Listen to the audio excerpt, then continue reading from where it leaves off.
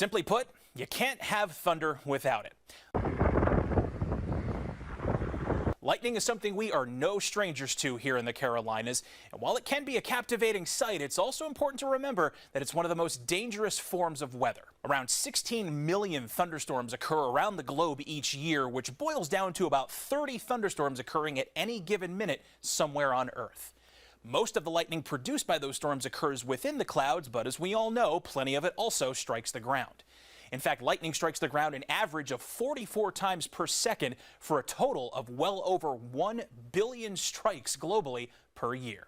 So taking a look at how lightning strikes actually work, we of course begin with a thunderstorm, and when those develop, we tend to get a separation of negative electrical charge in the base of a thunderstorm cloud and positive charge down near the ground. Electrons in that base of the cloud begin zigzagging downward in what we call the stepped leader, essentially the leading edge of this surge of electricity. As the stepped leader begins to build closer to the ground, it draws up that positive charge that is gathered near the surface. As that leader and then the streamer coming up from the ground near each other and connect, it allows a powerful electrical current to flow, and when that occurs, we get what's called the return stroke, the actual flash or bolt of lightning that we see, and it happens quite literally faster than the blink of an eye, traveling at about 60,000 miles per second. Some other lightning facts here for you to take a look at. Believe it or not, for as just impressive, as large as lightning bolts appear, the average width of a lightning bolt, where that electrical channel actually passes through, it's only about the width of your thumb. However, we're talking about a massive surge of electricity. It carries around 300 million volts of electricity per flash, and on top of that, it heats the air around it to 50,000 degrees Fahrenheit. For reference, that's about 5 times hotter than the surface of the sun, and is often why lightning strikes also trigger fires.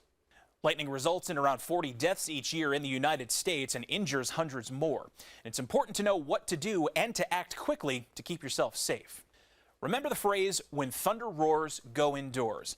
Lightning can strike up to 10 miles away from a thunderstorm, so if you're close enough to hear thunder, you're close enough to potentially be struck by lightning.